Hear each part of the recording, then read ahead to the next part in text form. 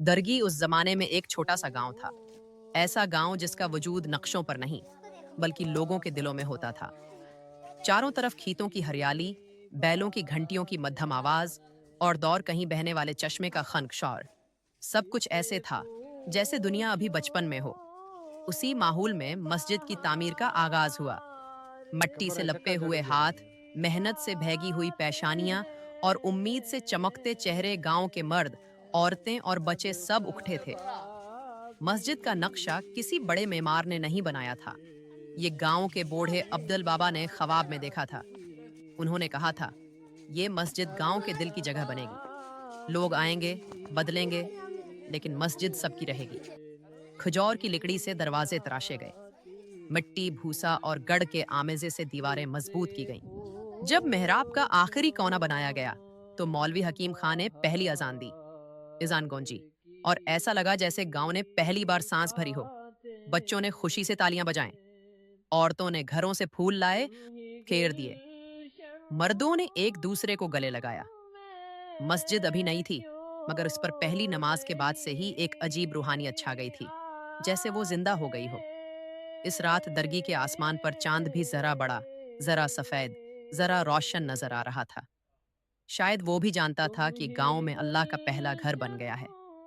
मस्जिद सिर्फ इबादत की जगह नहीं थी, वो स्कॉल भी थी, साया भी, अदालत भी, और कभी कभी गांव का पहला रेडियो भी, जहां खबरें बुजुर्गों की जबान से मुंतकिल होते हैं।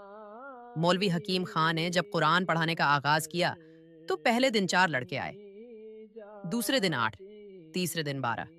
मस्जिद के सहन में बीरी के दरख्त के नीचे बचून की कहकाओं से ऐसा लगता हो जैसे मस्जिद खुद हंस रही हो।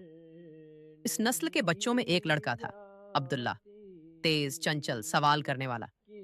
वो मस्जिद की मेहराब के साथ लगकर बैठता और कहता, मौलवी साहब, क्या ये मस्जिद हमेशा रहेगी?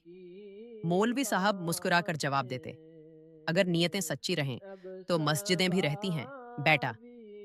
अब्दुल्ला के नन्हे हाथों ने उस मस्जिद के दरवाजे को जितनी बार छुआ, शायद ही किसी और ने छुआ हो। उसी अब्दुल्ला ने बाद में मस्जिद की देखभाल की जिम्मेदारी संभाली, जो उस नस्ल से आगे भी चलती रही, एक विरासत की तरह। यही वो 50 साल थे जिनमें मस्जिद ने पहली बार इंसानों की हंसी देखी, उनके झगड़े सुने, उनके दुखों को महसूस किया और उनकी उम्मीदों को अपने अंदर महफूज किया। मस्जिद एक घर बन चुकी थी। सबका घर वक्त बदला, मौसम बदले, और एक साल ऐसा आया कि बारिशों ने गांव की सांसें रोक दें। कुछ ही मिट्टी के घर बह गए, खेत 100 पानी में डूब गए, गांव वालों का रिस्क बह गया, मगर मस्जिद, वो डटी रही। बारिश की रात में दरवाजा जोर से बजा। मौलवी साहब, दरवाजा खोलो, पानी चढ़ रहा है। दरियाओं की धार जैसा शोर था, लेकिन मस्जिद की दीवारें डरी नहीं थीं। लोग अंदर दाखिल हुए, बूढ़े, बच्चे, औरतें, सब। घरों की बजाय मस्जिद छित बन गई, फर्श बन गई, उम्मीद बन गई। एक बच्ची जो शदीद सर्दी से कांप रही थी, अपनी माँ से बोली, उम्मा, क्या मस्जिद को भी डर लगता है? उसकी माँ ने उसे सीने से लगाया। बेटी, मस्जिद अल्लाह का घर है, उसे डर नहीं होता, ये हमें डर से बचाती है। उस रात मस्जिद ने पहली बार इंसानों की बेबसी को इतना करीब से महसूस किया।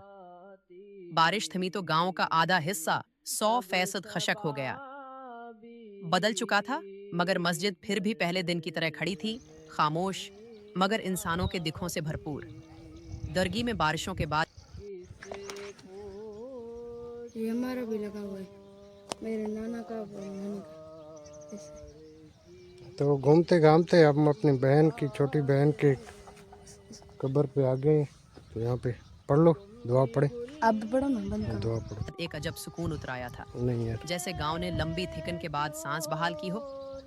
उसी दौर में एक नौजवान शायर, मुल्क अहमद, गांव आया। उसकी शख्सियत में खामोशी भी थी और तूफान भी।